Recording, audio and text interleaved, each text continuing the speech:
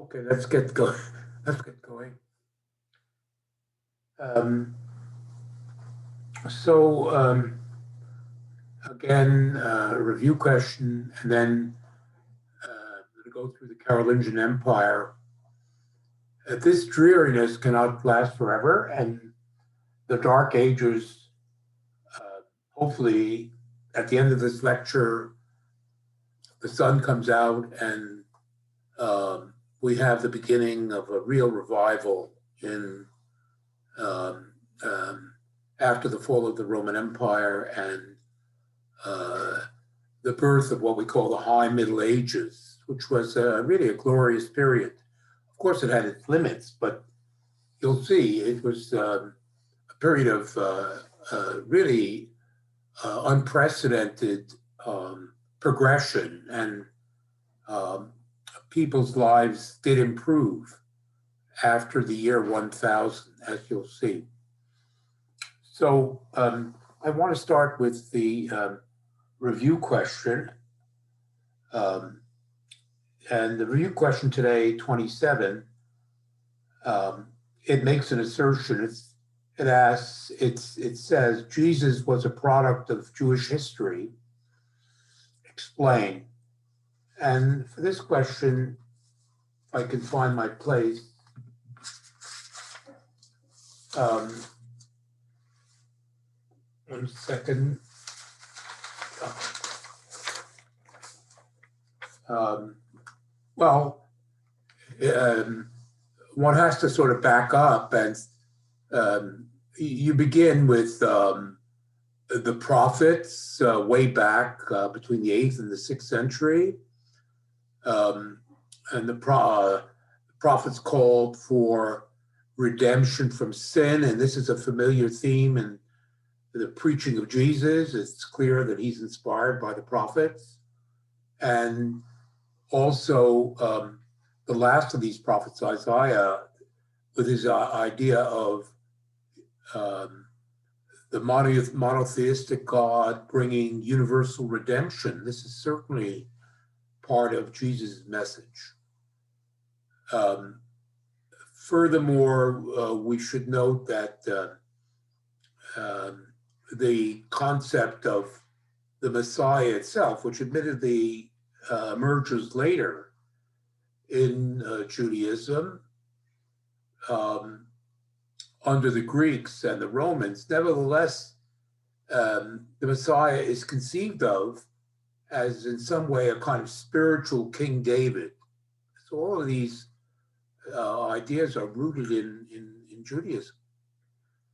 The second thing I would say is that there is a connection between Jesus and the rabbis, or the so-called Pharisees, in the sense that analysis of his sermons shows that many of the ethical ideas of the rabbis are reflected in what Jesus is teaching. However, Jesus, who came from essentially the peasantry and not from the urban classes, the rabbis were from the urban classes, um, his piety, and it was stated in the way he spoke, was much simpler and more direct than that of the rabbis, and embodied less, what I would say, legalism, the idea of strict adherence to the laws, including the notions of sort of purity, cleanliness, and so on, which are characteristic of cannot be characteristic of peasants. All of that is minimized in the teachings of Jesus. It's a lot simpler and more direct in its ethics. So I would say that there is a certain affinity, but he takes his distance from the Pharisees. And then, of course, when it comes to the priests, the Sadducees, the upper class, they're at polar opposites. And there is a sense that the Sadducees, the priests, are riddled with corruption. And but of course, this is all part of the milieu the Jewish milieu in which Jesus comes from. Then the last point is that within Jesus' teaching, there is a strong streak of egalitarianism and the notion of kind of apocalyptic sudden coming in of the last days and the coming in of the kingdom of heaven. Well, these ideas were held by the Essenes, the communist Jews who lived out in the desert. And presumably the one who's mentioned in the New Testament was John the Baptist, who baptized Jesus. So all in all, I would say that clearly there's a real connection between Jesus. Obviously, he was a Jew, but especially he was from the Jewish peasantry, is the way I would put it. Are there any questions about this? Okay. So now we're going to deal in the first place with the Carolingian Empire.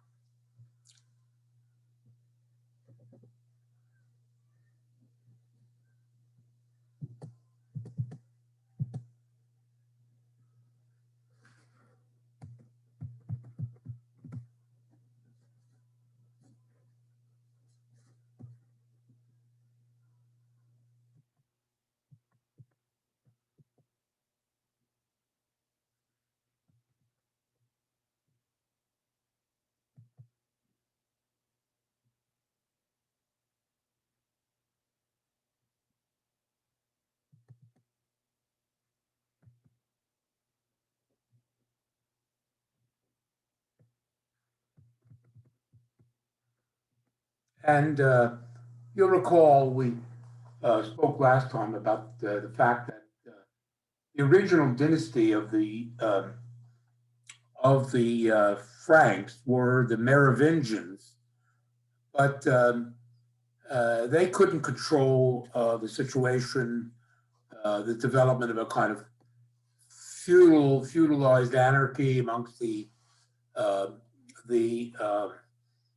upper classes and so on. It was a highly chaotic situation, and the kings, unlike the early kings of the Merovingians, by the time you get to the 8th century, they're largely impotent, and their prime ministers or mayors of the palace come to the fore. And these were the Carolingians, who came from Alsace-Lorraine, which is, of course, Alsace-Lorraine is located in what is today eastern France by the Rhine River.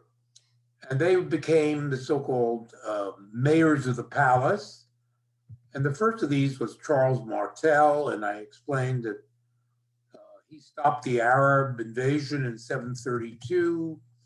He fostered the conversion of the Germans to Catholicism, and his prestige got eclipsed that of the king that he served. And this was also true of his successor, Pepin the Short, who indeed was able to get the assembly of the Frankish nobility to basically remove the last of the Merovingians and install him as king. And for good measure, Pepin got the approval of the popes. And in return for that act of legitimization, Pepin came to the rescue of the papacy, and he defeated the Lombards, in, I believe it was 754. I mentioned that he allowed the papal state to basically occupy all of central Italy, almost to Venice in the north. But it was really under the Charlemagne, Pepin's son, that the empire, the full extent of the Carolingian Empire developed. Charlemagne, you can see his years, it's nearly 50 years he was on the throne, and his accomplishments were extremely important.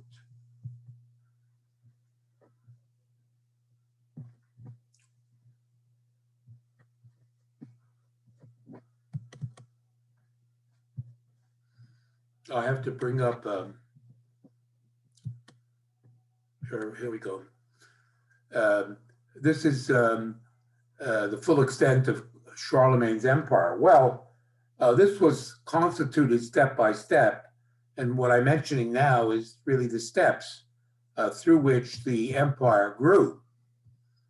And so we see that in the first place, his father had defeated the Lombards, but Charles actually annexed Lombard territory. He took over Lombard territory and made it part of the Frankish Empire.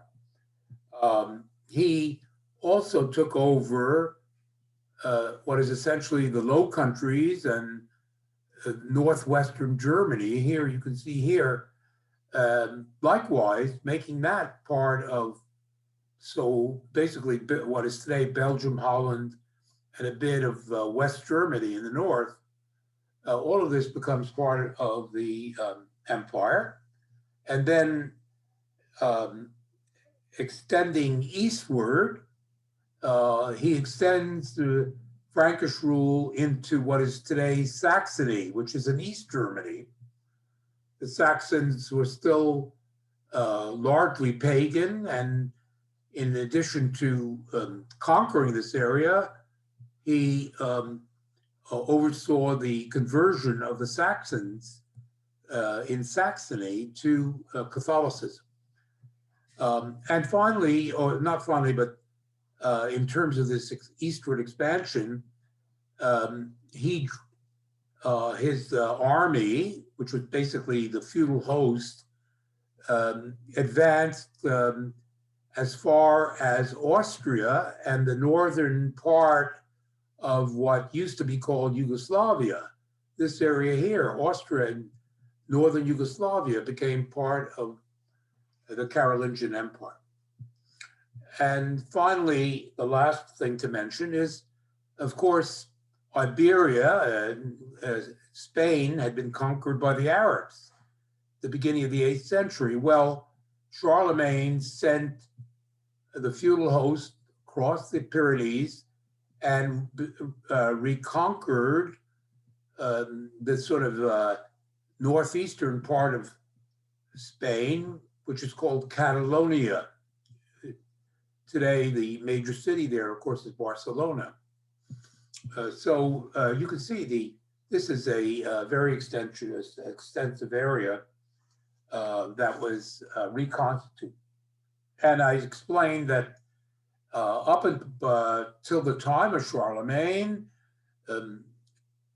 commerce, merchants had largely disappeared. Well, Charlemagne, he didn't succeed, but he tried to bring back some market activity by actually minting new coins. He put out, for the first time since the fall of the Romans, a real coinage.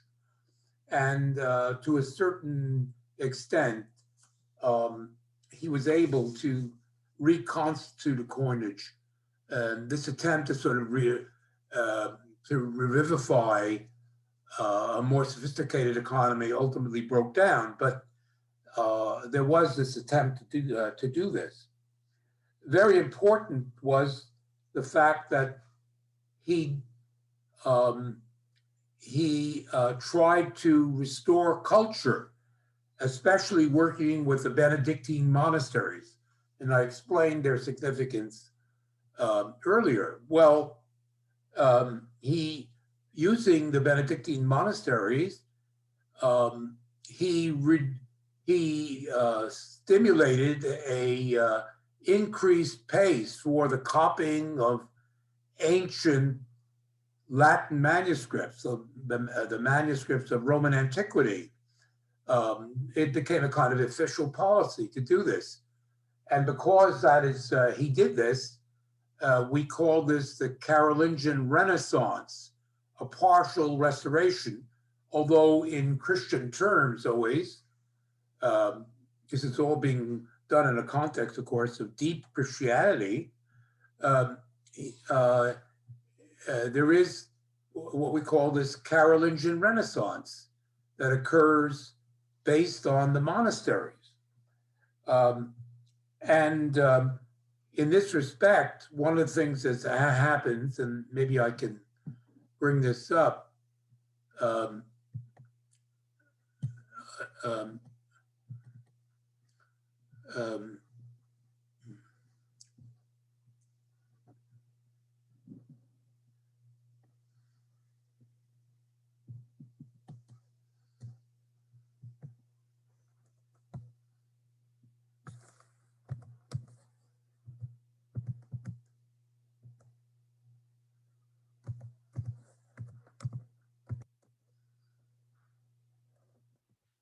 one of the problems with this copying was that the monks wrote in very sloppy script, and so that many people could not read.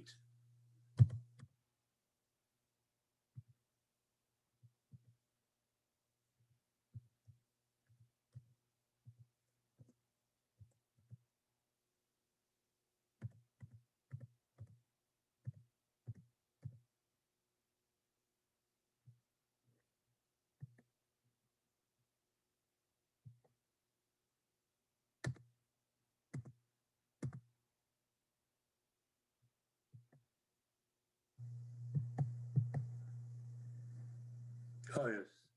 You see, he reformed the handwriting, and whereas before these monks were copying the manuscripts in every which way, you can see this new, very clear script.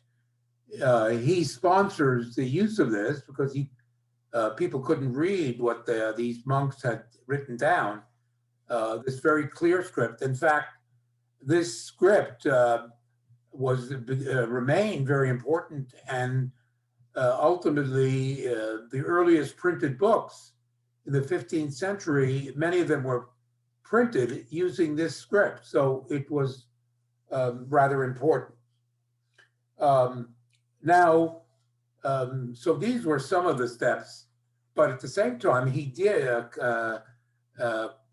Charlemagne also sponsored a widespread administrative restructuring of the empire. Here you see the empire here in green, light green, in terms of his conquests and so on. Well, he, over this whole area that he controlled, he instituted a uniform grid of administration. He created a uniform grid based on what were called counties. We have this idea of the county. It even exists in Canada.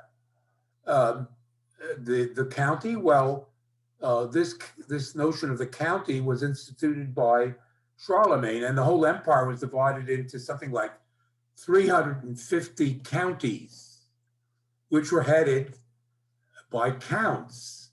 He said these were basically powerful landlords that he trusted, who he instituted the counts as the administrative heads of these counties. These were big local landlords that were set up as the major local officials, and he gave these counts military and judicial powers derived from his power.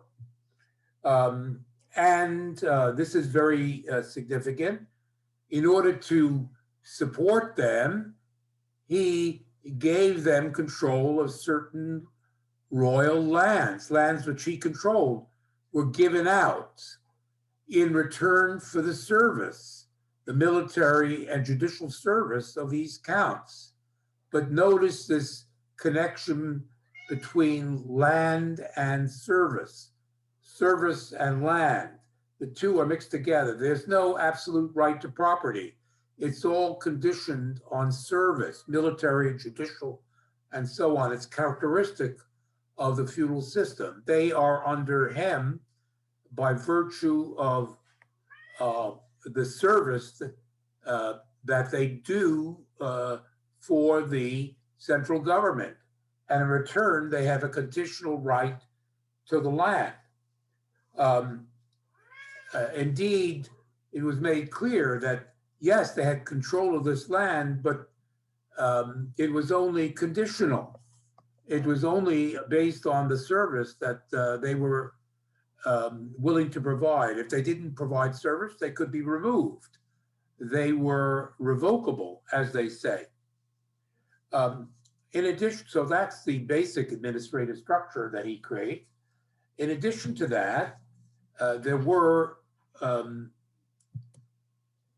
second a backup, we could say, to this this system of counties, were so-called, we can call them imperial messengers. They were agents, imperial agents, of which there were about 40 of them.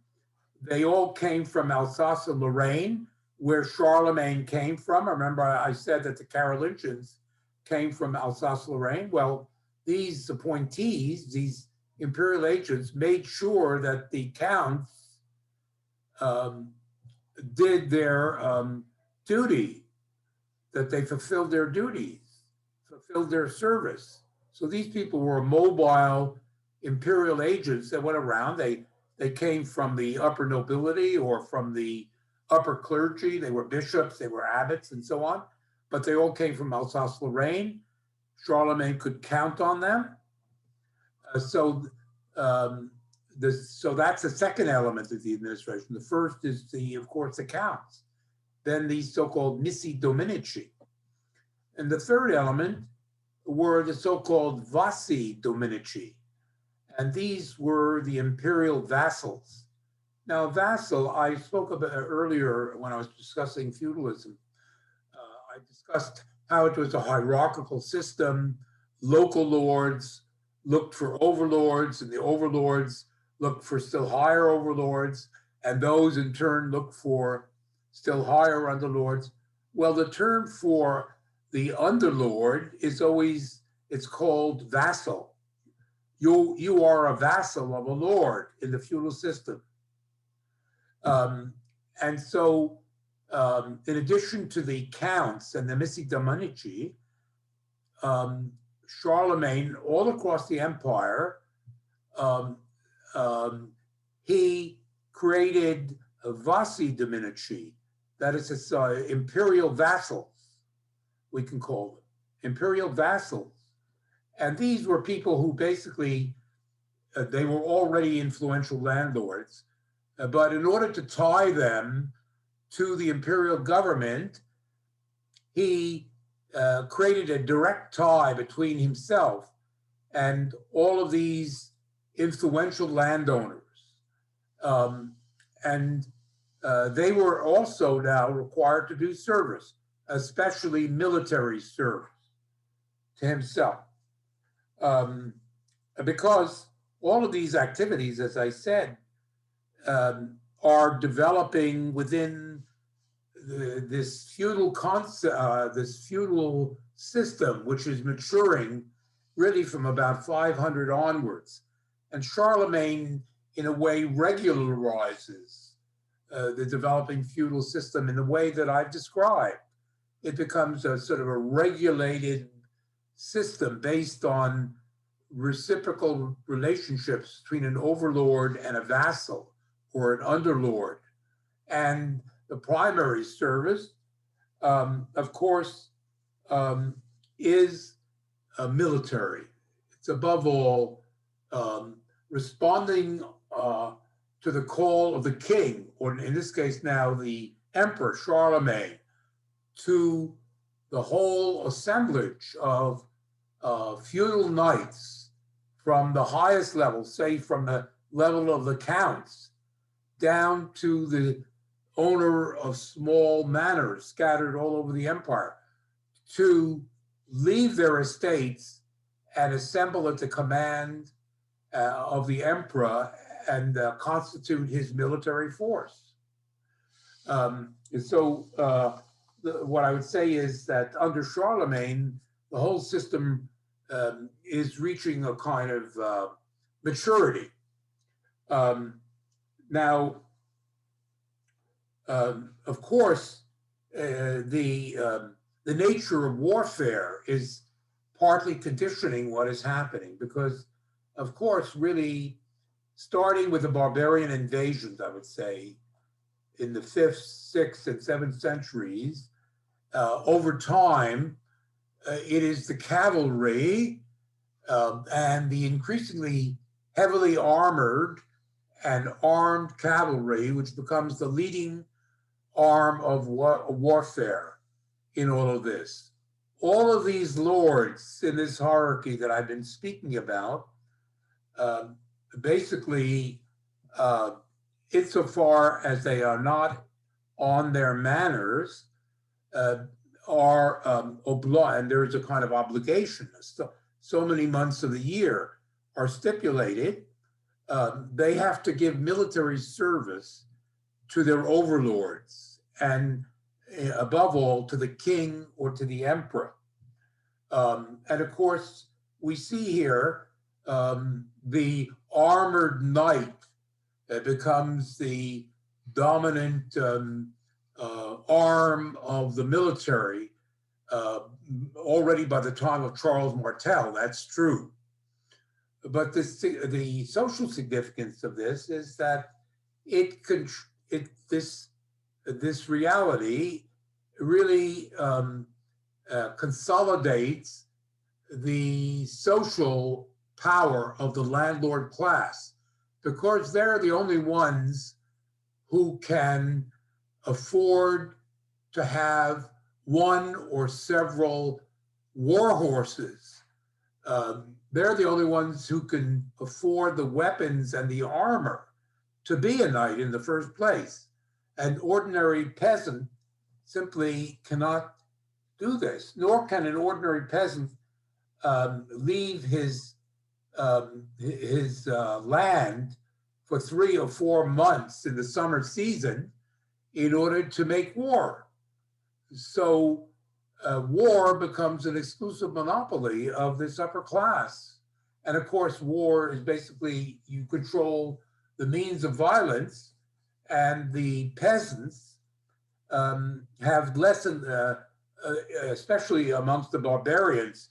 The barbarians, of course, they were led by nobles, but the rank and file were ordinary tribesmen or peasants. Well, these people, this has already happened to the Roman peasantry before. They are degraded as a result of these processes that I'm describing to the level of serfs. Most of the peasantry isn't serfed between the 5th and the 10th century AD. There are some free peasants, but they are few and far between. This is all in all, if we were to sum this up, we'd say this is a remarkable achievement on the part of Charlemagne. Especially is it remarkable because when you think about it, he had no regular system of taxation to depend on. It's true that he did restore money, but this was not fully effective. He had no regular system of taxation.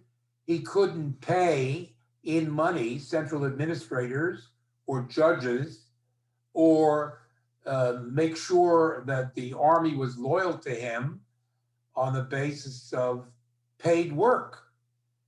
And this, of course, was the weakness of the Carolingian Empire. It was an elaborated administrative structure, but at the end of the day, the central government was weak because it didn't have a regular paid administration or army. And there's absence of towns, absence of merchants who might have been able to supply the money to run a government. This was not present. And as a result, when Charlemagne died, the Carolingian Empire disintegrated. The Carolingian Empire disintegrated. And this disintegration, let me see if I need to bring this up to show it.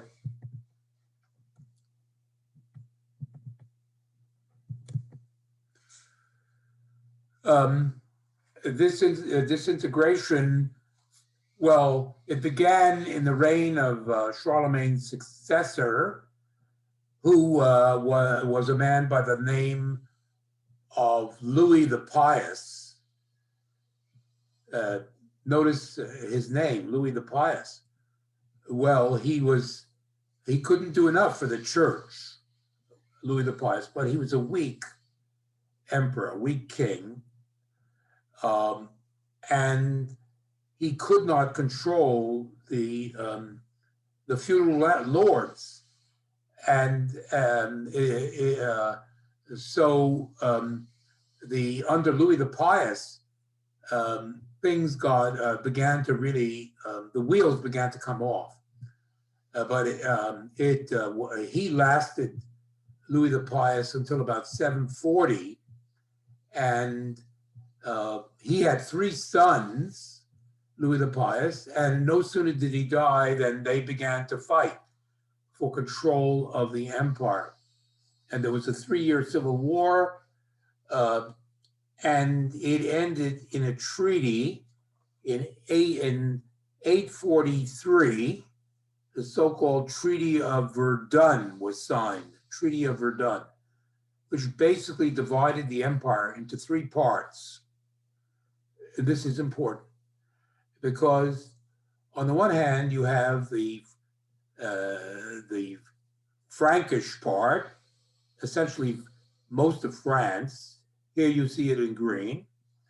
Then you have a kind of middle ground here, including Alsace-Lorraine, that runs up more or less parallel to the Rhine River and is mainly in West Germany.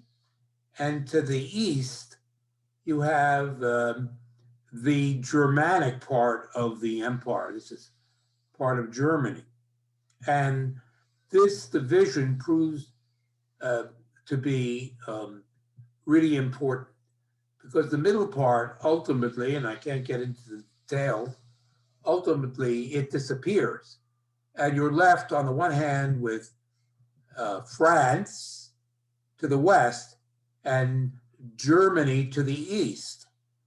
But the thing that needs to be underscored is that Charles has become emperor. I told you this last time.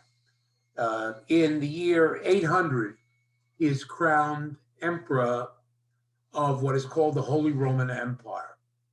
The Frankish Empire, the Empire of Charlemagne, was the Holy Roman Empire, which the emperor in Constantinople never really recognized. Charlemagne really broke away from the empire in the east.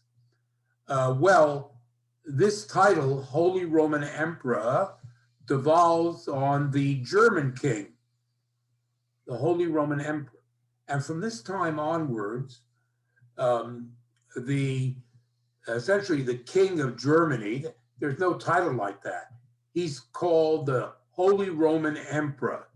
There is a king of France, as you'll ultimately see, and there is a Holy Roman Emperor who rules over essentially what today is called Germany. Back then it was called Germania, but it was usually referred to as the empire. And this is important because this so-called Holy Roman Empire remained in existence right through the Middle Ages and down to the beginning of the 19th century. It was only dissolved by Napoleon at the beginning of the 19th century. And so this entity, the Holy Roman Empire, and it has political implications, as I will explain possibly in a later lecture, in terms of the contrasting fate of France and Germany. What happens to France is very different from what happens to Germany. France ultimately becomes more and more centralized, a stronger government. The Holy Roman Empire, after an initial period of strength, gets weaker and weaker, and Germany really fails to unify itself. The Holy Roman Empire is actually quite weak, and this has huge implications in terms of the history of Europe, as you will learn. So what we get here what's really going on is that there is no real revival of commerce and the towns and a money economy. Central government is essentially weak. Charlemagne kept it together, and it disintegrates after he's dead. And this disintegration gets worse and worse. There is a new period of anarchy. I've talked about the initial anarchy of the earlier barbarian invasions. Well, in the 9th and 10th centuries, the chaos reaches its absolute peak. One would think that, well, with the Carolingian Empire, the unification of Europe would proceed apace and so on, but nothing doing. In the 10th and 9th century, feudal disintegration reaches its peak, violence, anarchy, and everything. And part of the reason for this is that it's not only that there's an absence of a money economy, unified market, but also a new wave of invasions by outsiders overcomes Europe in the 9th and 10th century.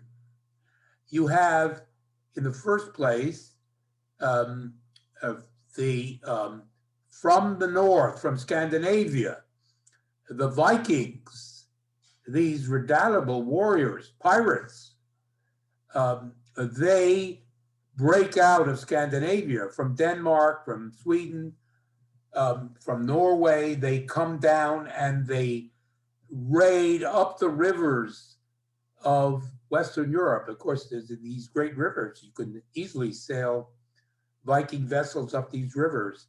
They invade England, especially northern England. They even raid the coasts of Spain and Italy. They go down into the Mediterranean. So the Vikings are terrible, killing, maiming, pillaging wherever they go.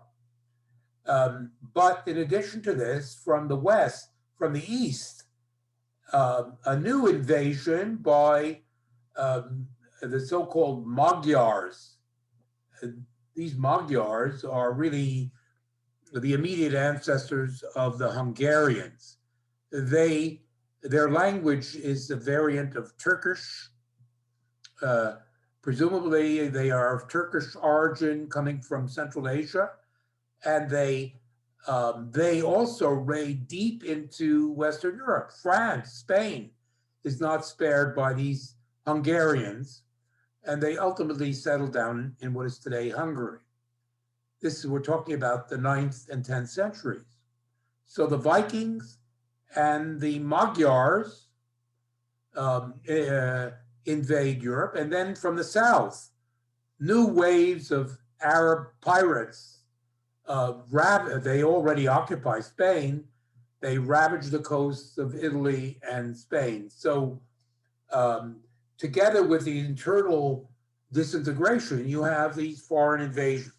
And the net result of all this is that, as I told you, this is endemic violence and terror overcomes Europe in the 9th and 10th century. And indeed, there's no central authority to somehow rally the forces as there was under Charlemagne. There's no central rallying point.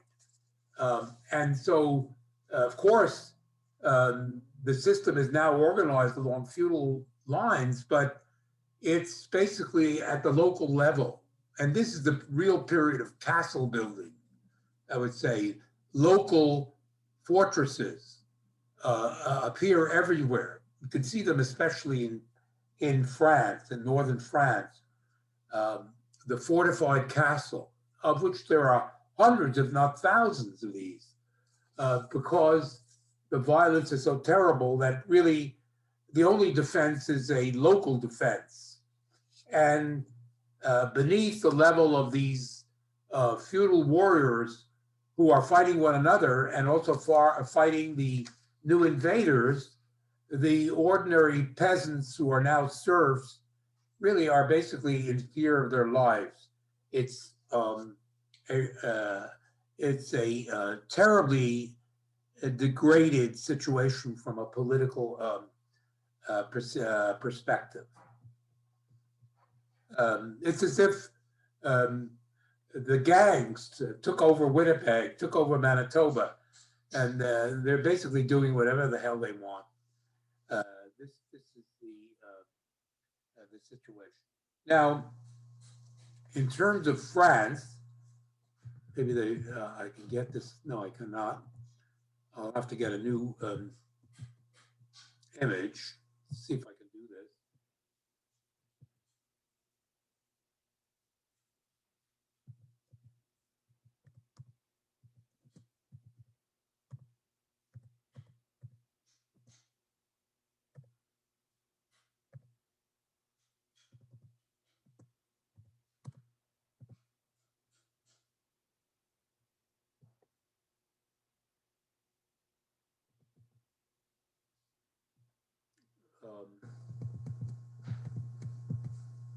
Yes, this shows it fairly well here. This shows well.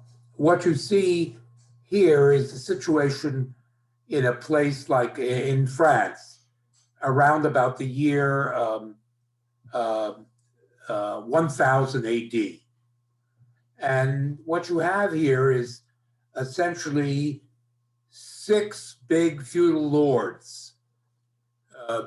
After this, the invaders have more or less been stabilized, the invasions have been stabilized, you're left with 6 big feudal lords. There is no central government. The country is essentially divided between 6 major feudal lords, all of whom have vassals and sub-vassals beneath them. They are, although they call themselves counts and dukes and so on, they have these titles. Essentially, they are a law unto themselves. There still is a king, but he has no power. And I would name these 6 great feudal lords as the Lord or Count of Flanders, the Duke of Normandy, the Duke of France, the Duke of Burgundy, the Duke of Aquitaine, and the Count of Toulouse. You don't have to remember that, but I'm just giving you a sense of who these people were. And you can see they occupied the various parts of France. The significant thing is that in this region here, the ruler, who was a duke, this is in the 10th century, his name was Capet, C-A-P-E-T. He was a duke to begin with. He basically got hold of the title King of France. And it is in this region in particular, which is in which, of course, Paris is located. This region came to be known as the Island of France, or as we call it in French, Ile-de-France, the Island of France. This was ruled by the Duke. Later, Yucapet becomes king. And ultimately, it was from here that a centralized monarchy began to reemerge. And the dukes or kings of the Ile-de-France gradually rebuilt a unified monarchy in France, the medieval French monarchy. I'll continue in the next class. I think I'm out of time.